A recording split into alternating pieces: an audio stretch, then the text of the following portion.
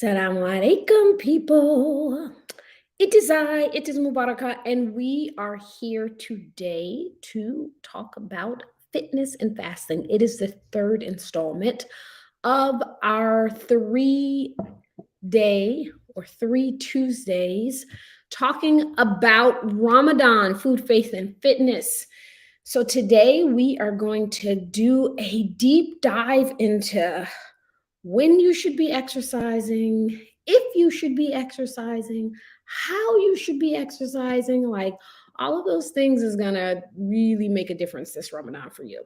So let me start off by saying that welcome. If you believe that physical, mental, and spiritual well being is intertwined, and the weakness of one weakens them all, and the strengthening of one strengthens them all, then welcome. You have found your tribe, because we here on the Fit Muslimah platform talk about food, faith, and fitness and how they intertwine. And I am your coach, Mubaraka Ibrahim. And today we are taking a deep dive into exercise during Ramadan. So I am going to preempt this by saying a couple of things. Number one, I am not giving you a personal prescription for what you need to do. I'm going to tell you the science.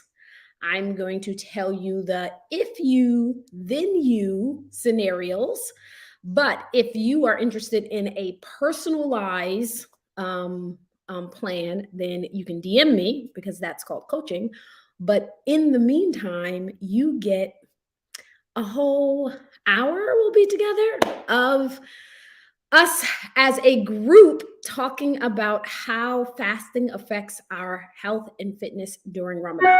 So if this is your first time joining me live, please take a scroll down my profile, both on Instagram as well as Facebook as well as YouTube, and take a listen to the previous videos, previous lives that I did last Tuesday and the Tuesday before. We talked about how Ramadan dry fasting is a little bit different than intermittent fasting, where you drink water, and some of the physiological effects of just taking water out of the equation. We also talked about fasting. So we talked about what we should eat. So if you have questions about like, well, what should I have for sahur? What should I have about iftar? We talked about that in last week's live, so you can scroll and look at that. I am not going to talk about that today. Today, I am specifically going to talk about movement during the month of Ramadan. So who can benefit from what we're going to talk about today? A couple of people. If you are on a weight loss journey and you've been getting your groove on and you feel like you're finally in the flow, and Ramadan just threatens to throw you off because of all of both, not just the physical, but also we're going to talk about the social, because this is what happens when you talk to a Muslim health and fitness coach, is we can talk a little bit more about the practical side of fasting, right? It's not just about the physiological and this is what's happening in your body. It's about what do you do when you're having your favorite dessert, and the fact that the pandemic is lightening up in some places and we may be having iftars together for the first time? What are we going to do in all of that? So if you can't stay with me for the whole live, just go ahead and share it on your profile so that you can remember to come back, tag somebody so that you can remember to come back, push a subscribe, a save, a notification, all of that good things, because I know there's a lot of information on Al Gore's internet, and I want you to feel like you can come back to this particular thing. So make sure you save it for yourself. All right. Walaikum salam, Anisa on Facebook. Salam alaikum. Tell me who you are and where are you joining me from? Because one of the things that I love about social media is it makes the world so small. So I am in Connecticut, which is on the East Coast of the United States. Most people don't know where that is. It's about an hour above New York. Where next it's New York and then Connecticut. That's how most people relate to it. And it is a beautiful spring day. Finally, finally here, and I am sitting here. Oh, have you been following me? Do you know that I had a birthday a couple of days ago? I'm sitting here with my cup. I'll show my Insta people. My daughter-in-law gave me an Instagram cup for my birthday on Sunday. Yes, I had a birthday and it was absolutely fabulous. I spent it with my family, and that they are my favorite people in the world. So, walaikum salam, Hashem from California. And from New Jersey. I don't see a name with my New Jersey Facebook person. I don't see a name. Mariam, salam alaikum, Chicago suburbs. Did you make that differentiation as we know it's stuff we think about Chicago? She from the suburbs, y'all. She ain't from like the regular Chicago. She from the suburbs. I'm just kidding. All right, so let us start talking about what we came here to talk about. I have notes and all this other good stuff. I don't have real quick before I started last week. So I simulcast this. So this is on YouTube. It's on Facebook. It's in a couple of my groups, as well as we are on Instagram. Last week, for some reason, my Facebook video lost sound halfway through, but it only happened on Facebook. So if you were a little disappointed and didn't get a chance to finish watching that because you lost sound, you can still find that video on my YouTube channel as well as on my Instagram, and it did not lose sound on those platforms. I don't know why Facebook messed up on me there, but all right. Walaikum salam, Zahra from Ghana. Salam alaikum. All right, people. Mariam said city people are cooler. Okay. And Wafia in Philly. Salam alaikum, Cynthia.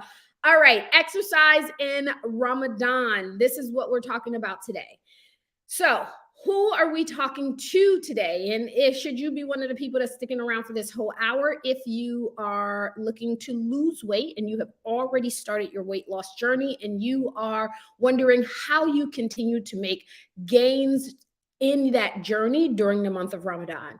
If you currently participate in a sport, right, or you have children that participate in a sport and they are competitive in that nature, and you don't want to have them to lose their edge during Ramadan, we're going to talk about sports and how the research, lots of research, talked about how Ramadan fasting actually affects people who participate in different types of sports. We are going to talk a little bit about how Ramadan specifically affects muscle. If you are a person that is looking to gain muscle, maintain muscle, get stronger, and you have been actively doing that and you are afraid that Ramadan is going to throw you off your game, that is what we're going to be talking about today. So first, let's see where we're going to start. I have notes. Hold on. I do. I have notes because I wanted to make sure that I talked about a couple of things. So as we begin to get into our discussion, I would like you to keep a couple of things in mind, right? When I'm talking about exercise, there is going to be a difference between what you want your outcome to be, right? So what you should do if your goal is to gain muscle and strength may be a little different than what you're doing if your goal is for weight loss, right? And in addition to that, when it comes to exercise, when the appropriate time to exercise and how much in terms of the exercise is different for cardiovascular training versus resistance training. All right. So if you are I love my Zumba class 3 times a week. I like to run. I'm practicing for a marathon. That is going to be a different physiological response than somebody who is like, hey, I'm trying to hit a 300 PR on my deadlift, right? That's two different goals. And I always encourage you to make sure that you are exercising and eating based on your health and your goals. There is no one size fit all, and Ramadan shows us this more than anything. So let's talk a little bit about what we're basing each of these things on. So I've been spending several days diving back into the research because I do this every Ramadan, right? Diving back into the research, seeing what the research says. So when I look for research around Ramadan and fasting, I'm looking for a couple of things, right? So it's pretty establish some of the physiological things that happens when you're doing dry fasting. So Ramadan is what is considered dry fasting in the intermittent fasting world. If you're looking at research studies, if you're looking at articles, just because something says intermittent fasting does not mean it applied to Ramadan. The good news is there is much research on fasting in Ramadan and how it affects people both in exercise and in nutrition, because hey, you literally have 1.6 billion Muslims around the world all fasting the month of Ramadan. We are the perfect test subjects for people to look at all kind of stuff. And if we're concerned about it, they've probably looked at it in terms of scientific research. So when we look at scientific research, we are looking at a couple of things. One, we want to know, like, how is nutrients or the lack of nutrients going to affect us exercising and the result of that exercising, right? So the first thing that we have to look at is, what is the purpose of our movement? Are you moving to lose weight, or are you moving to increase performance, right? So those are two really different things, right? So I want to start off with weight loss. I know that's what people are probably the most interested in, so we'll start there. We'll give you the goodies first, okay? When it comes to weight loss in Ramadan, specifically around exercise, okay? Remember, we talked about nutrition already. We find that when you exercise in a fasted state, right? And this is in general too, this is even outside of Ramadan. When you exercise in a fasted state, your body actually taps into stored fat much quicker. When you eat, particularly eat carbohydrates before you do your workout, your body is going to tap into those carbohydrates. It's going to use preferential treatment to carbs that you've eaten first instead of going into your stored fat. There is an asterisk to this, because people ask me this all the time. Well, does that mean that I need to always work out on an empty stomach? That depends, right? So if your goal is weight loss and you have the physical energy to go all in on your workout, then according to research, yes, that is going to help you tap into fat stores quicker and more if you exercise in a fasted state. The asterisk on that is, if you are the type of person, and often this is true for people who have different forms of insulin resistance, that when you exercise on an empty stomach, you know that you are struggling. You cannot give 110%. You don't feel like you can lift what you know you can lift. Then it's better for you to have a little something to eat so that you can give 100% to your workout, as opposed to you doing it in a fasted state and you're only able to give 70%, right? That is really going to be the determining factor, right? So this is, again, a personalized way for you to take this advice and keep track on how you respond to exercise, right? Generally, the more conditioned you are, the more metabolic flexibility you have, you will be able to exercise in a fasted state. Another determiner, and this is where there's actually a difference between the sexes, another determiner is women are actually better fat burners. Our body tends, the research shows when they look at where women versus men can tap into fat stores during their workout, they find that women can much easily tap into fat stores than men do. So we actually do better on using fat as energy and having a higher amount of fat. Well, women in general need a higher amount of fat in their diet, because fat is actually the substrate for our bodies to produce hormones. So going too low fat for a woman can actually create a hormone disruption. our fat needs to be around 30% of our diet. But we're not talking about diet today. I'm sticking with exercise. All right.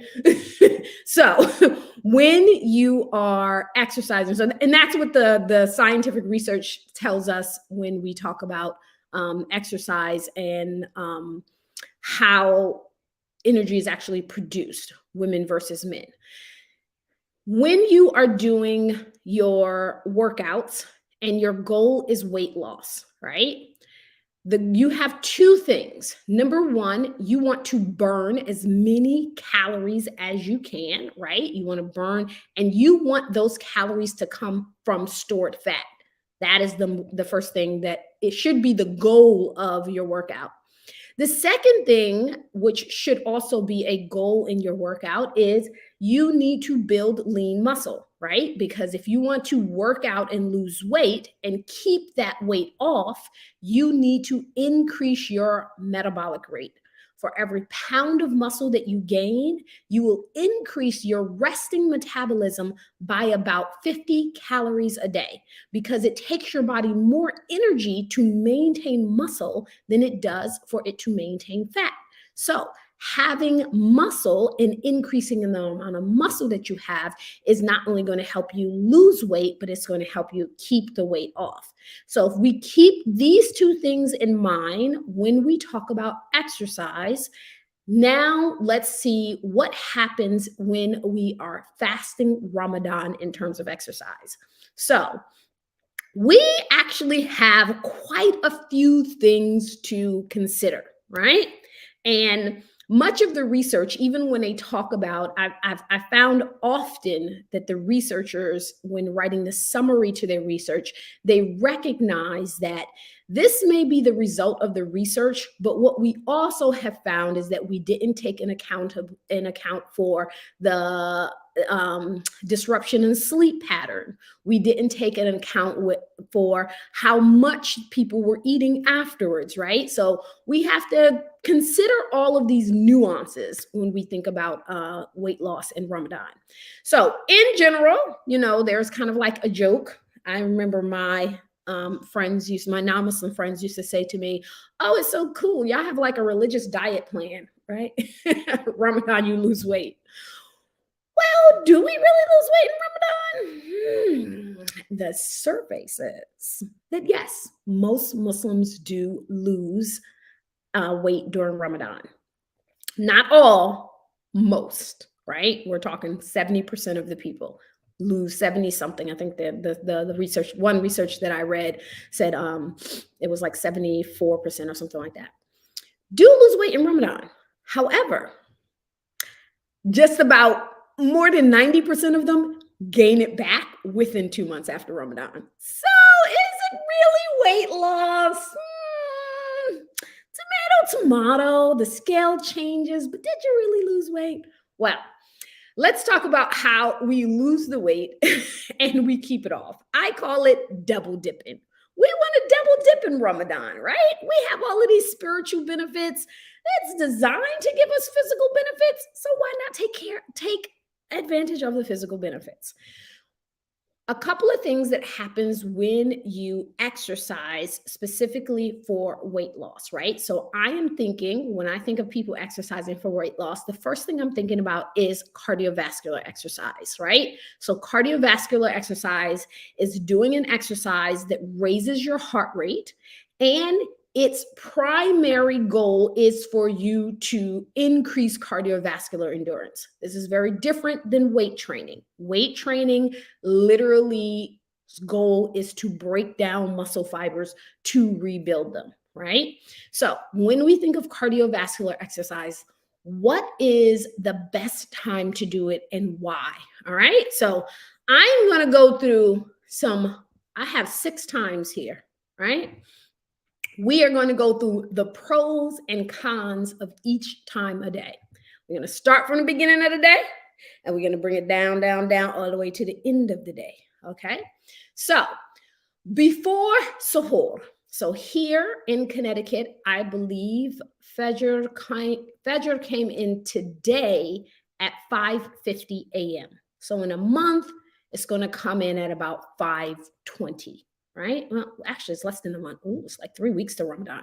So in about 3 weeks is going to come in at about 5:30.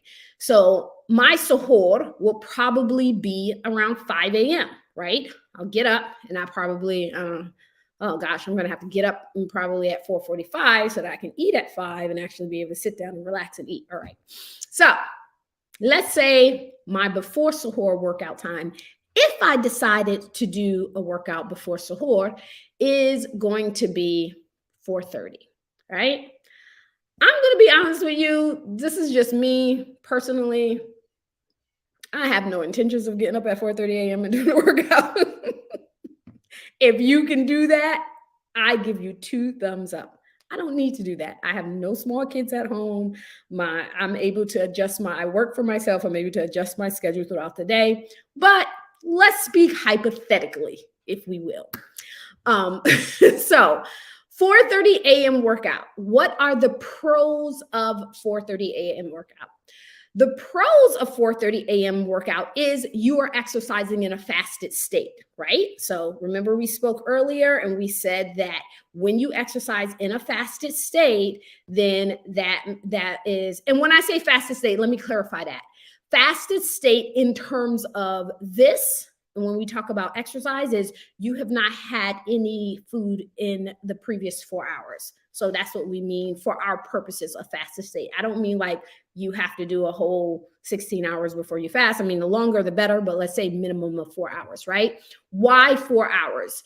Because that is about the amount of time that it takes for any and every food that you're going to eat to be out of your stomach, right? It's completely digested at that point, right? Your body isn't pulling from that as a food source. Everything is digested and inside of your lower digestive tract. So now your stomach is empty and your body isn't pulling from that food source. If you've eaten oatmeal, rice, fish, chicken, beef, red meat takes the longest to leave your digestive system. We know within 4 hours, they're all out of your stomach. Okay. So the pros is you'll be exercising in a fasted state, right? Which is going to allow you to tap into stored fat quicker. The con to that, of course, is it's 4:30 in the morning. Okay. So that is the con, is that it's 4:30 in the morning. You are getting less sleep, which can actually counter the effects of your weight loss and your exercise, right? Because your cortisol level is going to raise when you are sleep deprived. So that is also an issue. Then the other issue is that really practical, right? For most people, it's probably not practical. Technically, if you're someone like me, or if you're single, or you have your own gym in your home or something like that. I'm not single. I was just saying, if you're single, I need to clarify that. I don't want no DMs.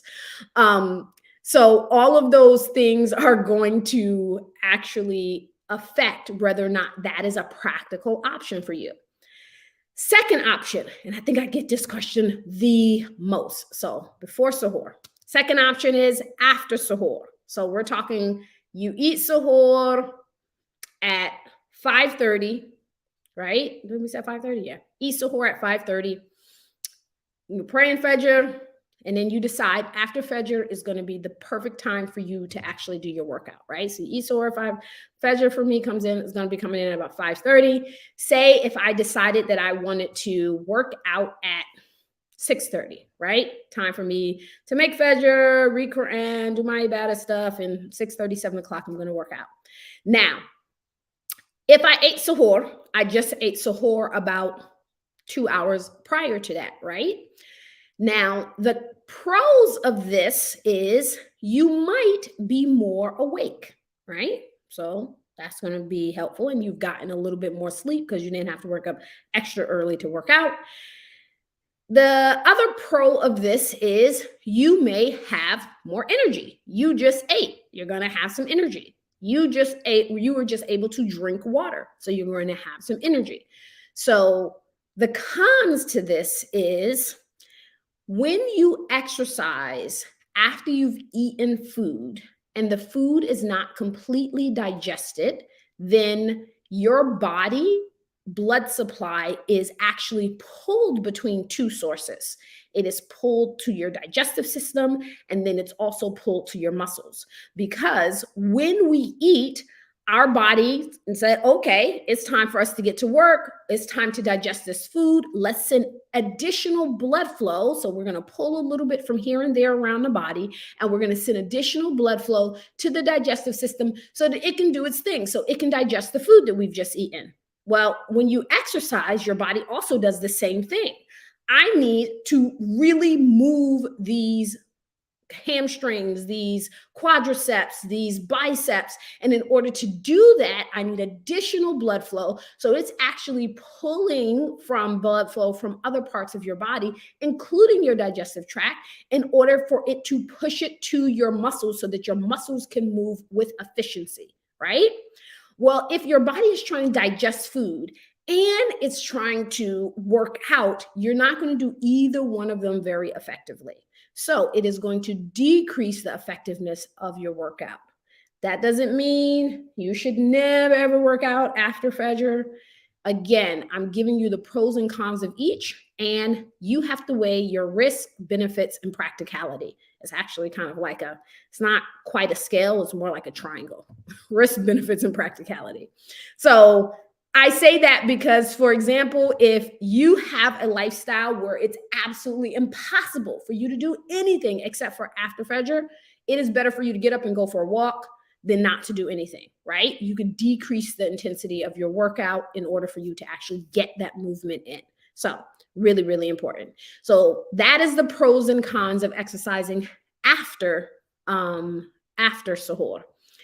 Third time that people often ask about exercising is, can I exercise on my lunch break in the middle of the day? I'm going to take a hard stance of avoid it as much as possible. That's probably not really a hard stance, but this is not the time that is the best time for you to exercise unless you are doing something super light. You're going for a walk. You are definitely no resistance training, right? When you are doing resistance training, your goal is for you to break down the muscle fiber so that your body can rebuild it, right? It doesn't matter if it's light or if it's heavy. Only thing changes is the amount of muscle fiber that you're breaking down. If you are going so light that you are not breaking down your muscle fiber, you might as well just go for a run. Why are you wasting your time doing bicep curls with 5-pound weights? Just go for a run. You'll get more bang for your buck. All right. So when it comes to resistance training, right, if your goal is to maintain the muscle that you have or increase your muscle, then the middle of the day really doesn't have many pros to it, right? If you happen to have some energy during that time, middle of the day is normally when people feel a little low, but if you happen to have energy, that could be possibly a pro, but the cons really far outweigh the pros of exercising in the middle of the day. Because when you exercise, your goal is to break, again, when you're going for weight loss, you're exercising to do two things: burn calories and build muscle.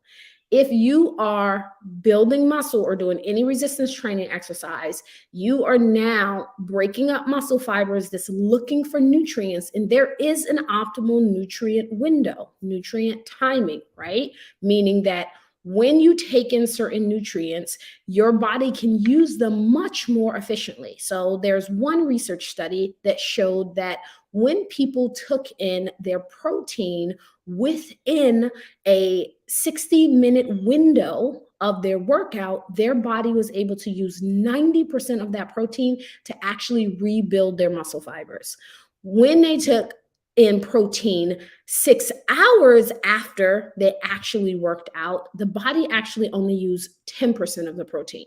So eating is one thing. Your body actually using the nutrients you eat is a completely different thing, right? So you can eat protein, but if you're eating too much, if you're eating at the wrong time, your body's going to take it in and it's not going to very efficiently use it.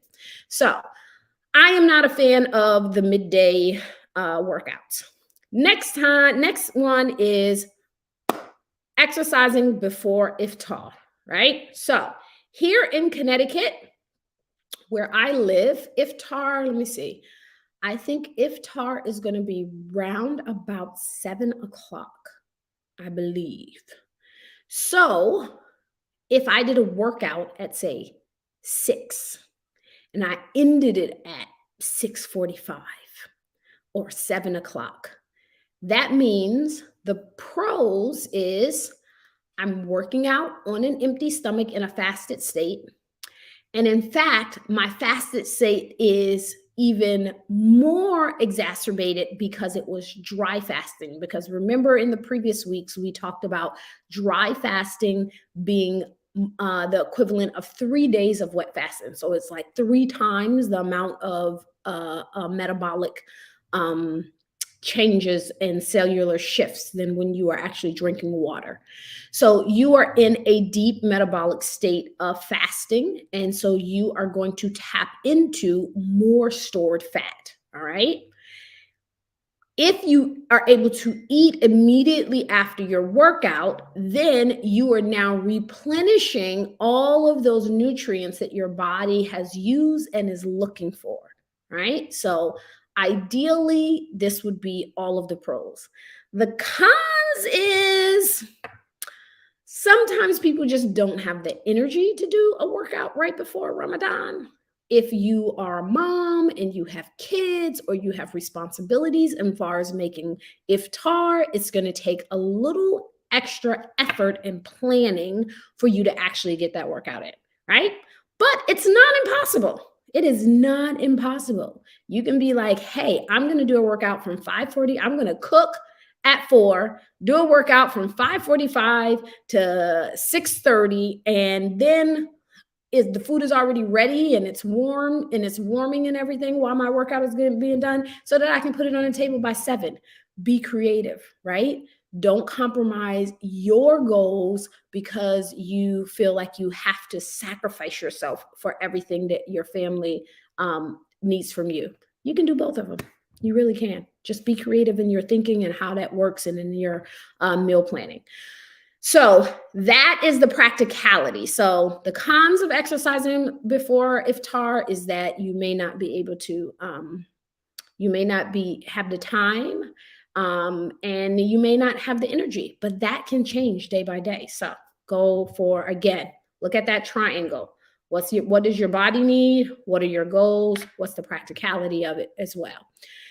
Last one, can you work out after Taraweeh? We didn't talk about that before. Working out after Taraweeh, the pros of working out after Taraweeh is that you probably have waited enough time for your food to digest, right? Because Taraweeh is what, like 2 hours in itself. So you're talking about working out. So let's go back to my scenario in my head, right? If I break fast at 7 o'clock, and let's see, that's Maghrib. Say we make Isha at 8 o'clock, and say we start Taraweeh at 8:30. Taraweeh lasts for 2 hours, 9:30, 10:30. That would mean I would be working out, say 10:30, 10:45. And technically, it's been a pretty good length of time for all my food to digest, right? So I'm not going to be concerned about my muscles and my digestive system competing for blood flow, right? So that's a good thing. It's not long enough for it to be considered working out in a fasted state, but that's absolutely fine. The other pro of that is you're going to have energy because you just ate, right? So you're going to have energy. You're going to be hydrated because you just ate and drunk liquid. So you're going to be hydrated. So that is going to be all of the pros. The cons is it's 11 o'clock at night. Do you want to work out at 11 o'clock at night? It's up to you. It's a sacrificing some sleep. It is. It may disturb your sleep, right? Some people, they can't work out and actually go to sleep right away. I am not one of those people. I can sleep anytime. I can drink coffee and go to sleep. Probably not a good thing, but I don't normally have an issue of going to sleep after I work out. So it's all individual. So when you read stuff like that, really see if that actually applies to you, right? We are individuals in terms of how we respond, and also where you are in your metabolic flexibility. I keep mentioning metabolic flexibility because we need to talk about that in terms of how your body is responding to exercise, right? The research in exercise, the research in the response of exercise has been shown to be different for people who are trained versus people who are general population and untrained. So some of the advice that we're getting ready to go into, it changes. If you are a person and you have been practicing for a marathon for the last 6 months, then you would be considered trained. If you're working out 3 days a week, then you're general population. Good job working 3 days a week, but a person who has much more training will have an easier metabolic flexibility, which means their body is adjusts much easier. It adjusts quicker. Let me use an actual word. It adjusts quicker to exercising during Ramadan. That is what the research has shown us. All right. So that is all my exercise while you are fasting for the goal of weight loss. If you have any questions, you can feel free to drop them inside of the comments, because I do want to talk about answer any questions that you may have. So there's a couple of things that we need to talk about just in terms of what you need to be conscious of if your goal is to work out during Ramadan. And how can you do that, keeping in mind that you may have a little less energy? We found a couple of things inside of the research. Okay, so number one, as we mentioned earlier, most Muslims actually lose weight during the month of Ramadan. Unfortunately, the majority of them gain it back within 2 months, and research showed that about 14% actually gain even more weight. Now, why would that happen? Why would you lose weight and then actually gain even more when Ramadan is over? There's a couple of reasons, a couple hypotheses around that, right? So the first thing, not just a hypothesis, is what we know is that for general population, people will tend to lose some muscle. This is for people who are not exercising, right? And as I explained earlier, the amount of muscle you have is directly connected to your metabolism, your metabolic rate. So just as what I said earlier, for every pound of muscle that you gain, you will increase your metabolism by 50 calories a day. For every pound of muscle that you lose, you will also decrease your metabolism by 50 calories a day. This is one of the reasons why I do this. I don't want to be like the coach of doom, like, oh my God, this is going to happen to you when you exercise during Ramadan. But it's something that I have found in my experience, both personal and in coaching clients, that becomes a really important part of incorporating your workouts during Ramadan without sacrificing the amount of muscle that you gain. Because if you lose muscle in Ramadan, those midday workouts, you have all of that energy, you think you're doing great, the scale is even going down, but you're not monitoring that part of that scale weight that you're losing is the fact that you're actually losing muscle. What happens is after Ramadan, I'll give you an example. Say before Ramadan, you're taking in 1,500 calories a day. You're doing great. You're losing weight. I'm talking about like the average person, right? This is irregardless of whether or not you keto, you vegan, you paleo, whatever. You're taking in 1,500 calories a day. You're doing good. You're losing weight. Ramadan comes, and this is an actual scenario that I dealt with one of my clients. Ramadan comes, and when Ramadan comes, oh, great, I'm going to use this as a great way to speed up my weight loss. I'm not eating sugar in Ramadan. I'm going to keep all of my diet rules. I'm going to exercise. This is going to be super, super cool. It's going to be like a spiritual and physical transformation. I'm going to be a different person by the time Ramadan is ending. All right. Ramadan comes, doing good. And in fact, you start dropping weight even quicker, right? Dropping weight even quicker during Ramadan. Dropping weight because you're sticking to your diet, you're sticking to your exercise, no matter what, you are focused. But then when Ramadan is over, right? You start eating normally, still eating 1,500 calories, but the weight is coming back. And then the weight comes back even more, right? So you lost 10 pounds during Ramadan. By Eid al-Adha, you've gained 15, right? That is not uncommon for people who don't take into consideration that just because you can doesn't mean you should. When you lose a significant amount of weight during Ramadan, most likely a large part of that weight loss, that scale weight, is muscle. And when your muscle goes down, your metabolism goes down. So you can be eating the same amount of calories that you were prior to Ramadan that was giving you weight loss, but then after Ramadan, you found that you didn't change anything, but the weight is coming back because now your metabolism is slower. So maintaining muscle at the very least should be your goal during the month of Ramadan. Again, that's why I'm not a fan of those midday workouts. All right. So that is now, I shouldn't have to give y'all a speech about like, don't use Ramadan to overindulge in sweets and blah, blah, blah, blah. We talked about nutrition last week. So I'm not going to preach to the choir for that. All right. So now we've talked a little bit about weight loss. In terms of weight loss and exercise, you know the pros and cons of exercising before suhoor, after fajr, midday, before iftar, after tarawih, right? So now you can take that information and you can decide how you are going to apply it to your life and your goals based on your goals, based on the practicality of what fits inside of your lifestyle.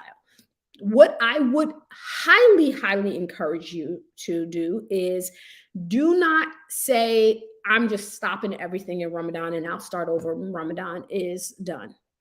Don't do that because that can set you way, way back. And it also can create a negative feeling around Ramadan. And we want this to be a time in which we look forward to, in which we revel in the barakah that Allah has granted us this month. So don't do that. The second thing that I'm going to say to people who use Ramadan as a diet plan, don't do that either. If you have not started on your weight loss journey and you are like, oh, I'm going to start eating healthy day one of Ramadan, don't do that. Just don't. The reason why you should not do that is a couple of reasons. So number one, Ramadan is for Allah Ta'ala, right? You don't want to mess up your barakah. You do not want to mess with your intentions, right? So that's the first reason. On a practical level, fasting, dry fasting in Ramadan is physiological stress on the body. It's good stress, but it's stress on the body. Changing your diet and your exercise is physiological stress on the body, right? It's good stress, but it is stress nonetheless. When you start adding good stress on top of good stress on top of good stress, it comes out as bad stress. And your body is going to fight against you, right? So you will risk being too tired in order to do your ibadah because your body is going through too many physiological changes. So now your physical well-being is affecting your spiritual well-being, right? Number two, it can actually work against you because you're fasting and you're significantly reducing your calories, or you're significantly increasing the amount of movement that you're normally doing. And so your body is actually, all of that stress is leading up to raise in cortisol, which also raises insulin level. And so that insulin drop that we talked about so much last week that happens during Ramadan, now you don't have that because you've compensated it with cortisol, which brought your insulin back up. All right. So all of that is to say, do not use Ramadan as your diet kickstart. All right. This is the reason why I did my challenge for you ladies and the ladies in my group before Ramadan started, right? So we can talk about how do we continue in Ramadan, not how do you start in Ramadan.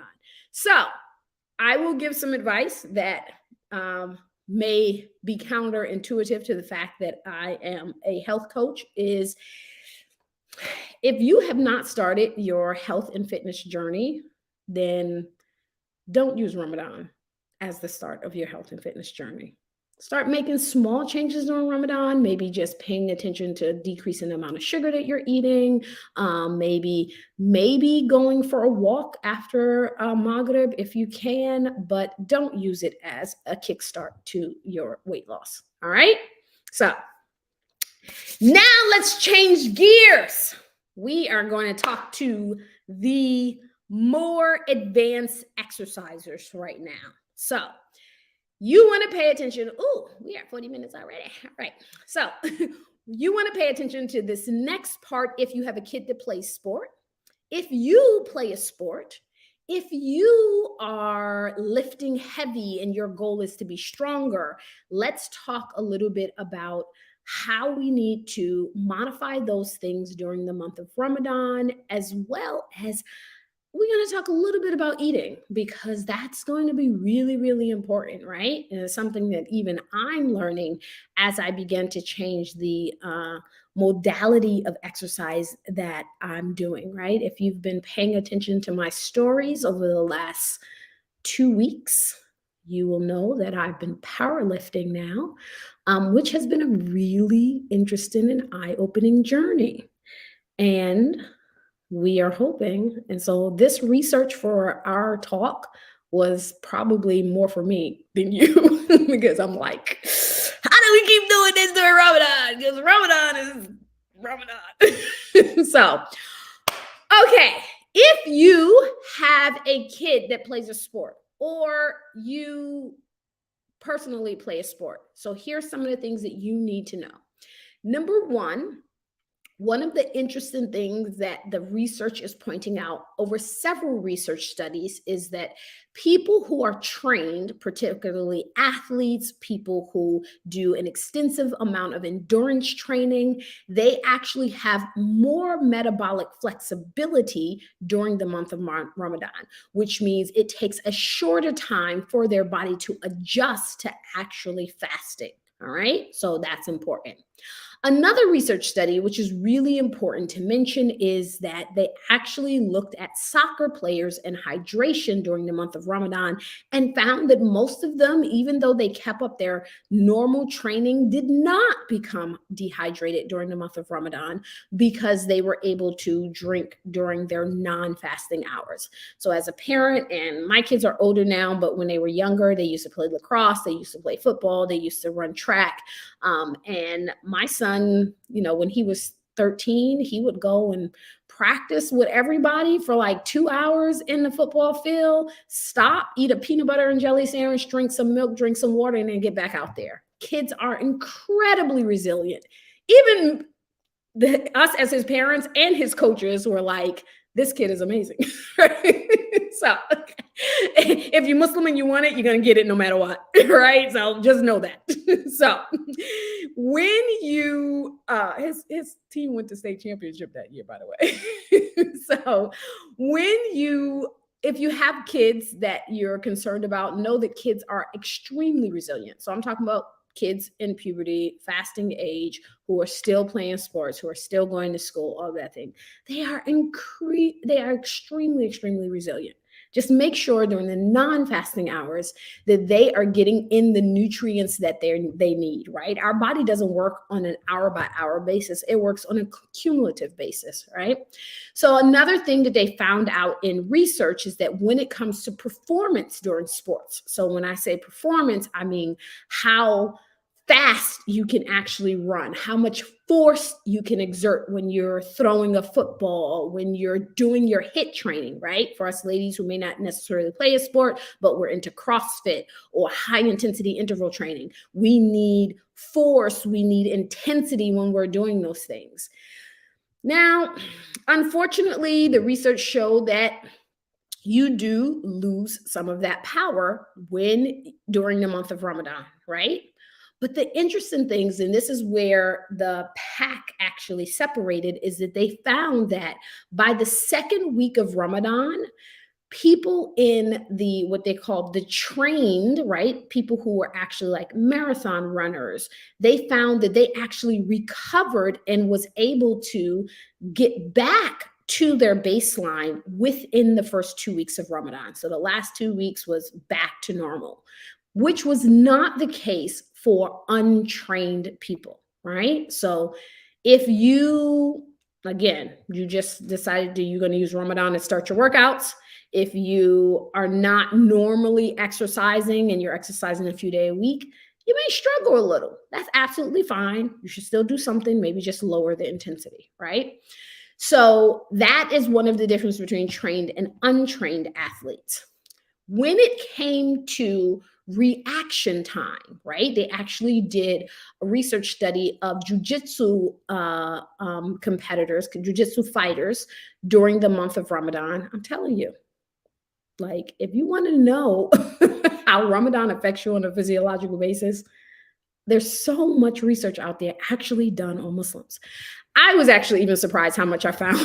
So, and they found that fasting and during Ramadan actually did not affect reaction time. So, if you're doing something like jujitsu, basketball, golf, things like that, that requires neuromuscular movement, it is actually, according to the research, not compromised by fasting during Ramadan. So that is really, really important. But when it comes to training, like doing things that requires intensity and force, we just gonna have to take the L on this one. And just Allah will replace it with something better. I'm gonna be honest with you. We're just gonna have to take the L. But how can we minimize it? Okay, so I want to talk to you a little bit about minimizing it, right? Because where there's a will, there's a way. Where there's a will, there's a way. All right. I'm just pulling up my notes real quick. And I will, when I get off of this live, I will actually put a link to one of the more extensive research studies. I'll try to find a couple of them that I use to give this information for research bugs like me who wants to actually read it for themselves. All right. When it comes to muscle, right, and muscle gain, there's a couple of things that we have to think about when we think about muscle. And gaining muscle, it's not just the work that you put in, it is actually also the nutrients that you're going to take in that is going to support that work that you put in. So this is where nutrient timing comes in and is very important, right? So now we're talking about when you take in food and how to match that. So that little triangle we talked about earlier, for us, we have to actually add it to a square. We have a whole nother when should you exercise based on when you can take in nutrients, right? So there is a couple of things that I want to point out. Number one, as I constantly tell you guys, building muscle is literally the breaking down of muscle fiber and rebuilding that muscle fiber. Muscles are, on the very base level, a combination of amino acids, right? So that's why we talk about things that are a complete protein and things that are an incomplete protein. When you have a complete protein, you have all the building blocks that your body needs to rebuild muscle. All right? Very important. So this is one of the difference why beans have protein, but it's not the same protein that's in an egg or in a piece of chicken, because beans is an incomplete protein and chicken, eggs, beef is a complete protein.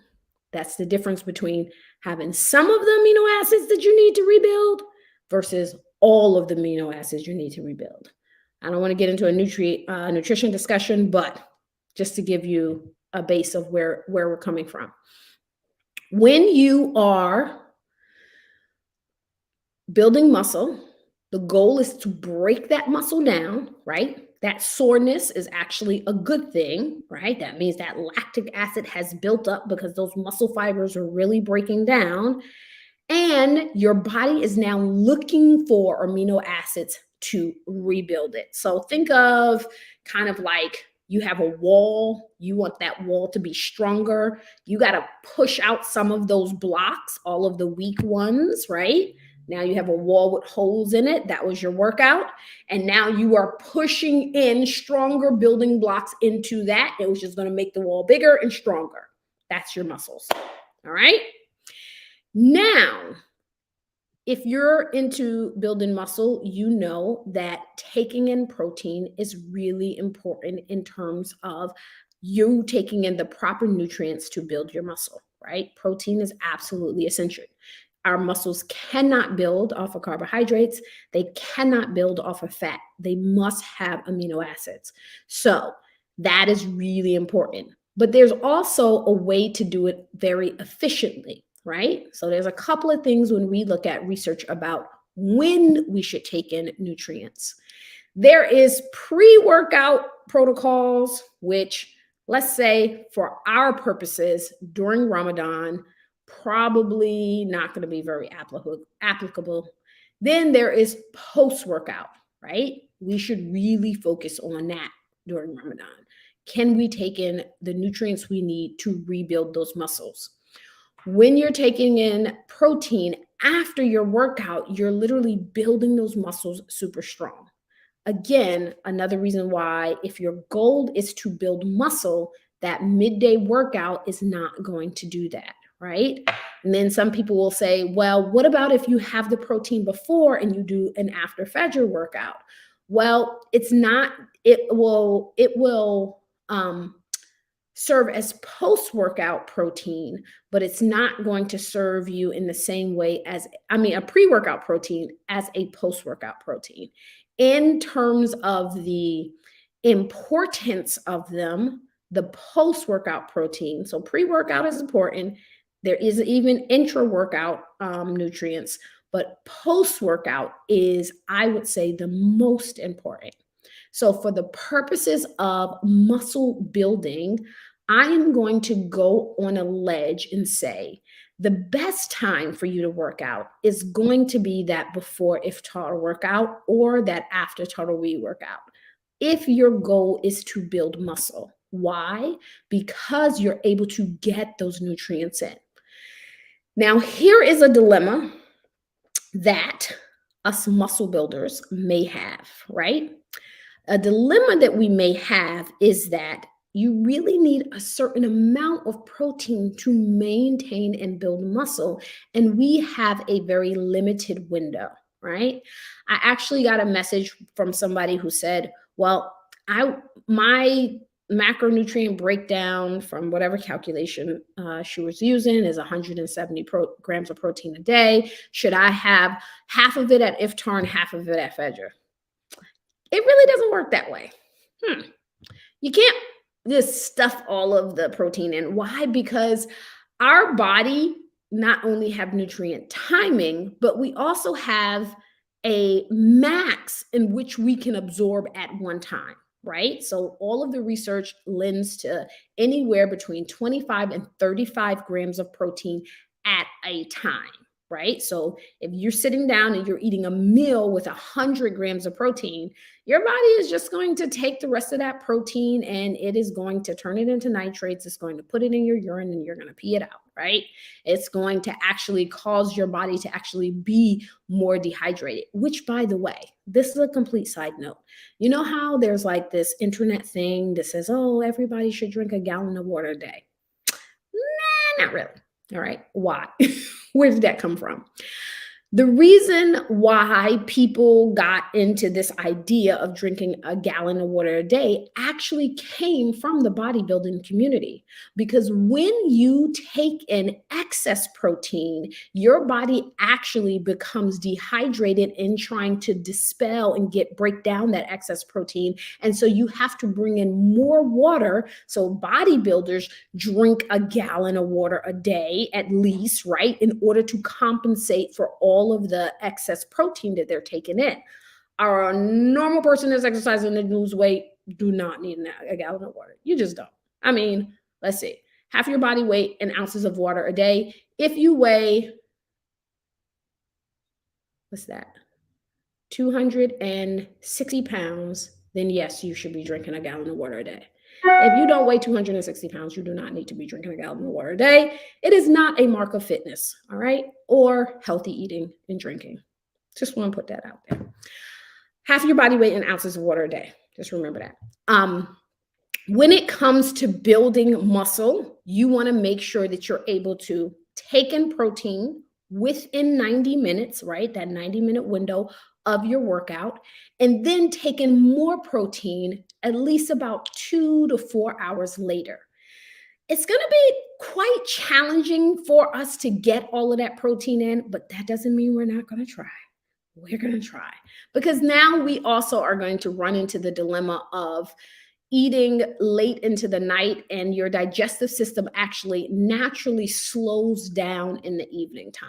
So you're going to have to be really specific when it comes to how you're bringing in your nutrients and when you're doing your workouts so that you can maintain your weight loss or your muscle building.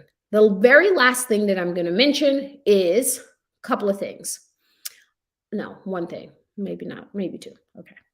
The last thing I'm going to mention is, so now that I've been the coach of doom, telling you all the ways in which you can be sabotaged in your weight loss and in your gains, let me tell you a couple of ways in which you can maybe improve your odds of maintaining and continuing your fitness journey. Number one, I recommend that you decrease the intensity of your workouts. When we are fasting, our body is in what I would say a hypermetabolic state. So that means that when you are exercising while you're fasting, so I actually wrote this down because I thought it was incredibly fascinating, right? So they found that when people are exercising while they're fasting, they're actually doubling the amount of free fatty acids, which is your excess fat that you are actually burning, right? So when you were exercising, they looked at people when they were exercising in a non-fasted state versus exercising in a fasted state. And they found that people who are exercising in a fasted state actually double the amount of fat that they're actually using for energy, right? That's really important. That means that just because you are lowering your intensity does not mean that you are burning less fat. You can actually even it out and don't have to work as hard when you're exercising in a fasted state. So the first thing that I would say is plan on decreasing the intensity of your workout. That's number one. Alternately, you can also plan on just decreasing the frequency of your workout. Those are two ways for you to maintain your health and fitness goals during the month of Ramadan that will allow you to continue to move and exercise. What I don't recommend is for you to just stop doing everything altogether for the entire month, because that can set you way, way back. Last but not least, Please, please, please do not sacrifice your fast for your fitness, right? So that's the last and most important thing, right? Our primary goal for Ramadan is to obey Allah and complete this ibadah. Do not be so into your fitness that you're getting a headache and having to break your fast. You're not able to move around throughout the day because you've used all your energy on your exercise, right? You have to monitor it. And just because you may screw up one day, like, oh my God, I'm really tired. I did a HIIT training yesterday. Doesn't mean you have to abandon it for the rest of the month. It may take a couple of days of you saying, let me stay at a lower intensity and then see how I feel, right? Also, be conscious of the cumulative effect of fasting. That means that one, you may do great the first week or even the first 2 weeks, but then all of those workouts will catch up with you on week 3 and you start feeling really, really exhausted, right? That means you need to pull back on the frequency or the intensity. So, with all of those things said, inshallah, I hope that this Ramadan it's 3 weeks away. May we all see it, be able to engage in it in every way, in our fasting, in our ibadah, in our worship of Allah, in our sense of community. Inshallah, for many people, this will be the first time in 2 years that we have been able to make tarawih in congregation, probably have iftar in congregation. So may Allah continue to lift this plague of COVID from us so that we may enjoy one another's company once again. All right, people, inshallah, next Tuesday, we are going to talk a little bit about goal setting, manifestation according to Quran and Sunnah, and how we can take advantage of this blessed month of Ramadan to do a reset and refocus and get clear on what we want to achieve. All right. Remember to like, share, turn on the notification and all of those things so that you can be notified of when we come live again. All right. I will talk to you next Tuesday, same bat time, same bat channel, 12 noon, inshallah. All right. Assalamu alaikum.